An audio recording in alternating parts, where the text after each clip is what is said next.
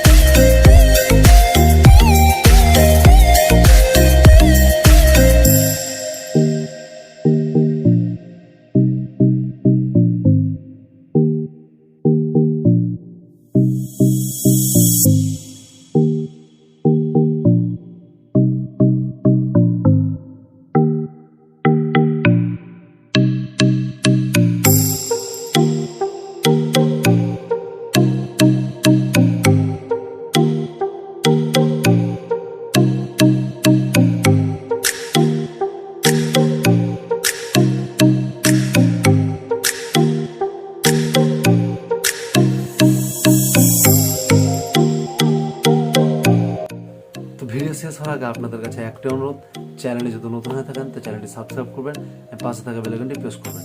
ভিডিওটি যদি ভালো লেগে থাকে তো লাইক দেবেন, কমেন্টে অবশ্যই জানাবেন, কোনো রকম সমস্যা হলে সমাধানের চেষ্টা করব। আর আজকের ভিডিও এই পর্যন্ত, পরের ভিডিওতে আবার আসবো।